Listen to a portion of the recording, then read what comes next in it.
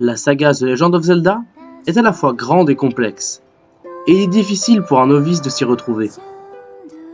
Pour vous aider, je vais détailler à travers 4 vidéos l'intégralité de la chronologie et tenter de répondre à toutes vos interrogations sur la magnifique saga qu'est The Legend of Zelda. Vous êtes prêts? C'est parti!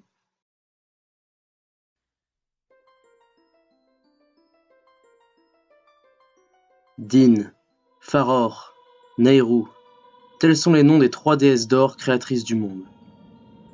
Din, de ses puissants bras enflammés, créa la terre. Nayru insuffla l'ordre, et Farore créa la vie. Avant de repartir, après avoir construit cette terre, elles y laissèrent une relique, 3 triangles d'or, représentant la force, la sagesse et le courage, qui une fois réunis, permettaient d'offrir n'importe quel vœu à celui qui la touche. Cette relique appelée la Triforce fut confiée ensuite à la déesse Hylia, qui eut pour mission de la protéger des forces du mal. Les forces démoniaques menées par l'avatar du néant souhaitaient s'approprier ce pouvoir divin afin de régner en maître sur la terre créée par les déesses. S'ensuit alors un affrontement entre les forces du bien et du mal.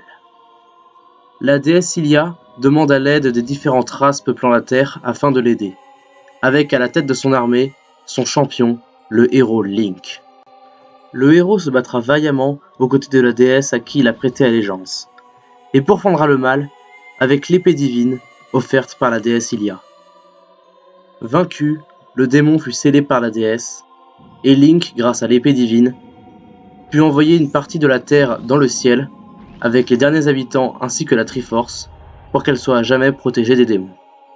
Malheureusement, le héros fut mortellement blessé, et succomba à ses blessures, dans les bras de la déesse Hylia à qui il avait juré fidélité. La déesse Hylia décidera par la suite de se réincarner en humaine afin de vivre sur l'île céleste avec les autres habitants. Elle deviendra alors Zelda, une jeune fille ignorant totalement son statut divin, et l'âme du héros quant à elle se réincarnera en un jeune garçon, un tout nouveau Link. Maintenant que tout est bien en place, nous allons véritablement pouvoir commencer la chronologie avec The Legend of Zelda Skyward Sword.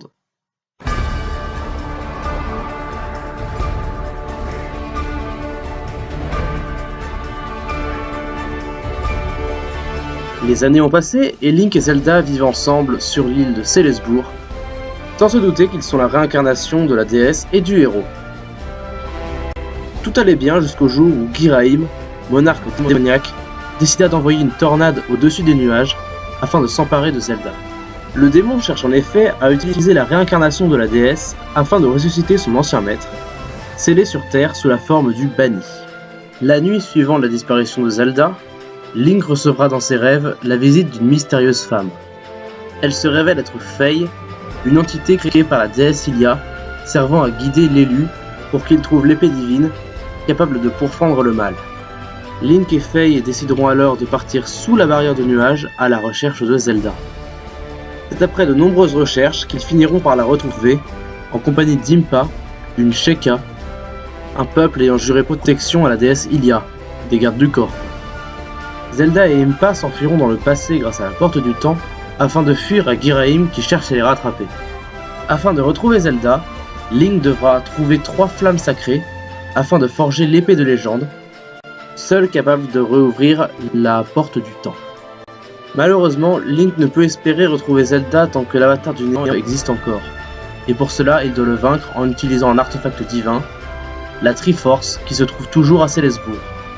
C'est après avoir surmonté les épreuves de la Tour des Cieux que Link mettra enfin la main sur la Triforce et fera le vœu de détruire définitivement l'avatar du néant. Il peut donc enfin retrouver Zelda, mais surprise, il avait complètement oublié que Ghirahim était toujours présent et n'avait toujours qu'un seul but, ressusciter son maître. Il prit alors la porte du temps avec Zelda pour retourner dans le passé, là où son maître n'était pas encore vaincu. Link se lancera alors à sa poursuite dans le temps passé et l'affrontera. On découvrira alors que Ghirahim est à l'image de Faye, l'incarnation de l'épée de l'avatar du néant, l'inverse de la Master Sword. Link réussira à le vaincre, mais trop tard, le rituel est terminé, l'avatar du néant est ressuscité. S'ensuit alors un combat dantesque dans les limbes, entre l'avatar du néant et Link. Le jeune garçon réussira à lui porter le coup fatal, mais malheureusement, ce ne sera jamais terminé. L'avatar du néant, dans un dernier soupir, lancera alors une malédiction sur l'âme du héros et le sang de la déesse. La réincarnation de la noirceur de son âme reviendra un jour pour finir le travail qu'il a commencé, en persécutant les descendants de l'âme du héros et du sang de la déesse. Vaincu, l'avatar du néant sera scellé dans la Master Sword. La mission du héros étant terminée, c'est l'heure des adieux avec Faye. Link replantera l'épée de légende dans son socle pour qu'elle trouve le repos éternel. Link et Zelda resteront alors sur Terre afin de protéger la Triforce et créeront un royaume qui, vous l'aurez compris, deviendra le royaume d'Hyrule. Des siècles passèrent et nous retrouverons alors le royaume d'Hyrule prospère dans The Legend of Zelda, The Minish Cap.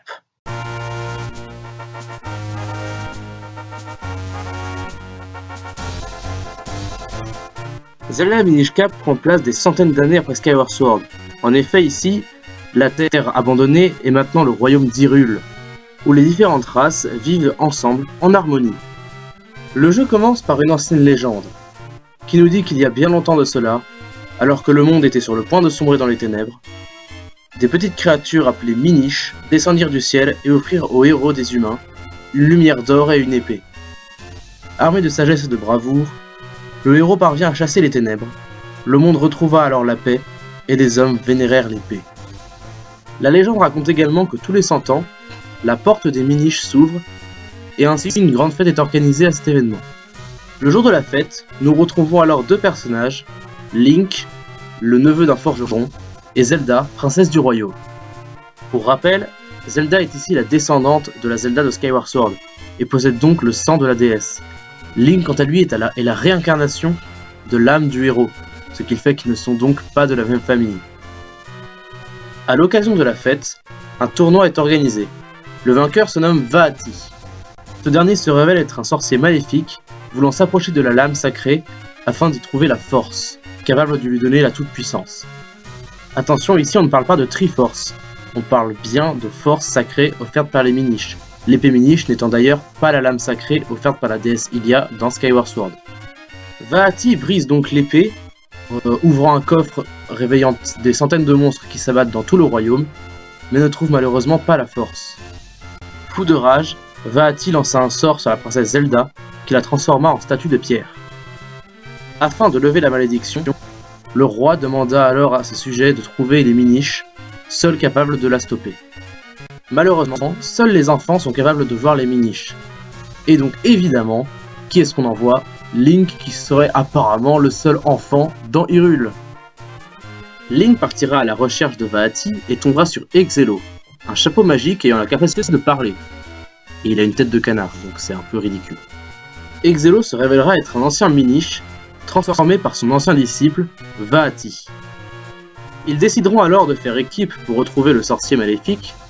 Exelo pourra d'ailleurs utiliser ses pouvoirs pour aider Link, notamment lui permettre de rétrécir à la taille d'un Minish. Link et Exelo devront donc parcourir le monde en recherche des 4 éléments qui leur permettront de reconstituer l'épée Minish et la transformer en épée de 4, permettant à Link de se créer jusqu'à 3 doubles. L'épée reconstituée, Link et Exelo partiront affronter Vaati dans le château d'Hyrule. Ce dernier aura pendant ce temps-là découvert que la force résidait en la princesse Zelda et voudra la sacrifier pour s'approprier son pouvoir. C'est après un très long combat acharné, avec Vaati prenant différentes formes, que Link et Exelo sortiront vainqueurs du combat. Vaati fut alors scellé dans l'épée de 4, reposant dans un sanctuaire afin qu'il ne puisse s'échapper. Link et Exelo quant à eux durent se dire au revoir, car la porte des Minish allait se refermer. Exelo ayant retrouvé son ancien corps, il offrit à Link, en guise de cadeau d'adieu, un bonnet pour lui rappeler que sa présence était toujours à ses côtés. Une autre page de l'histoire se tourne, et nous poursuivons cette chronologie quelques centaines d'années plus tard, dans le jeu Four Swords.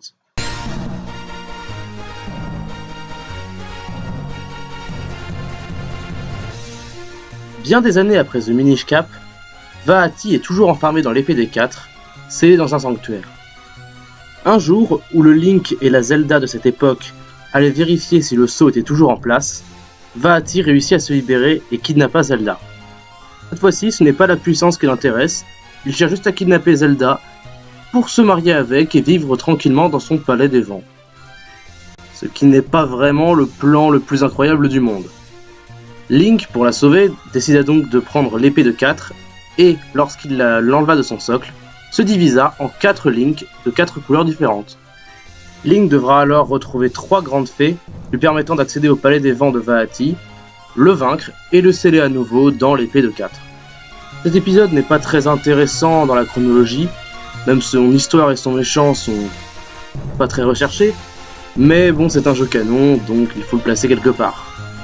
Rassurez-vous, le jeu suivant sera beaucoup plus intéressant et important dans la chronologie, mais avant cela, parlons d'un événement tragique qui s'est déroulé entre ce jeu et le suivant, la Grande Guerre d'unification d'Hyrule. On ne sait pas grand-chose au sujet de cette guerre, mais on sait qu'elle fut très longue et qu'elle concernait tous les peuples. À l'issue de la guerre, le roi du peuple Hylien unifia tous les peuples sous son autorité, et ils lui jurèrent fidélité. Cette guerre entraîna la disparition de presque toute la tribu Sheikah, qui se serait rebellée contre la famille royale qu'elle est censée servir. Impa serait la seule survivante. Cette Impa est d'ailleurs la descendante de l'Impa qui protégeait Zelda dans Skyward Sword. Parce que c'est bien connu, dans l'univers Zelda, tes descendants s'appellent comme toi. Depuis, la paix est revenue dans le royaume d'Hyrule. Mais est-ce qu'elle durera longtemps ? Pour le savoir, nous nous pencherons sur le jeu pilier de la saga, The Legend of Zelda Ocarina of Time.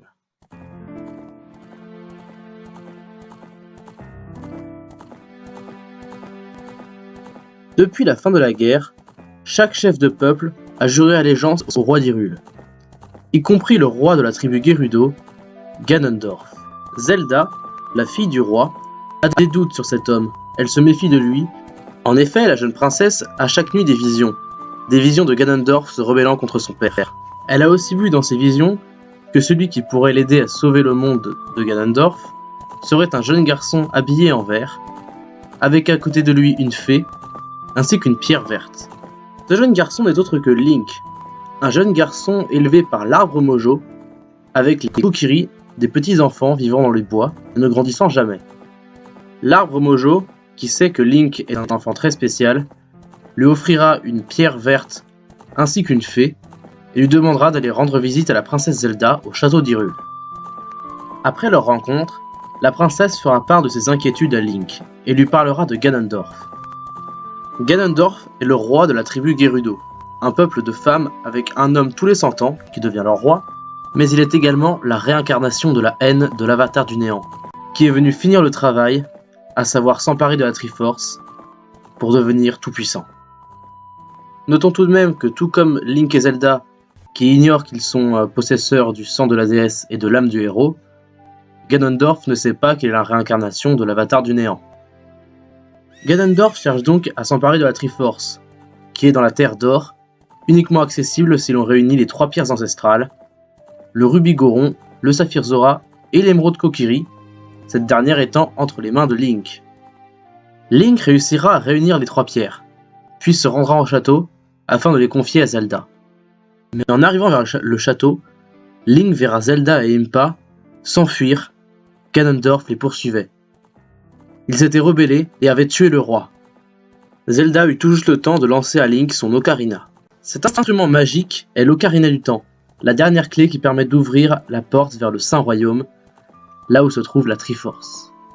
Après avoir joué la mélodie du temps, Link peut accéder à une salle secrète dans le Temple du Temps, où reposait une lame sacrée. Cette épée est bel et bien l'épée de légende, dont s'est auparavant servi le Link de Skyward Sword, et qui a été créée par la déesse Hylia. Link retira alors l'épée de son socle, ouvrit la porte vers leur Saint Royaume, et tomba dans un profond sommeil. Quand il se réveilla, 7 ans s'étaient écoulés.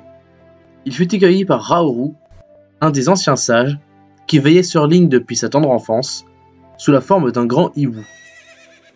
Il lui raconta que pendant ces 7 ans, lorsque Link avait ouvert la porte vers leur Saint Royaume, Ganondorf y était entré et s'était emparé de la Triforce. C'est en sortant du Temple du Temps que Link verra que la terre d'Hyrule est devenue une terre de désolation, gouvernée par le roi des Gerudo.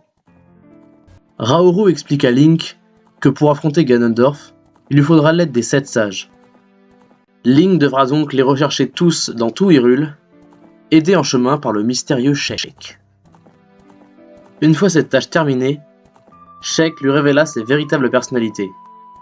Il était en fait la princesse Zelda déguisée, et il était en plus porteur de la Triforce. Malheureusement, à l'instant même où Zelda révéla sa véritable identité, elle fut capturée par Ganondorf dans sa tour. Link traversa ainsi tout le château et arriva finalement dans la dernière salle où se trouvaient Zelda et Ganondorf. On apprendra alors que Ganondorf ne possède en réalité pas toute la Triforce. Son cœur étant maléfique, lorsqu'il a touché la Triforce, celle-ci s'est divisée en 3 parties. Il obtint celle qui lui correspondait le plus, la Triforce de la Force, et celle de la Sagesse et du Courage furent données à 2 autres élus de la déesse. Zelda obtient donc la Sagesse et Link celle du Courage. Ganondorf n'a alors qu'une idée en tête, vaincre Link et Zelda et récupérer toute la Triforce. C'est donc un duel au sommet qui opposera le héros du temps au seigneur du malin.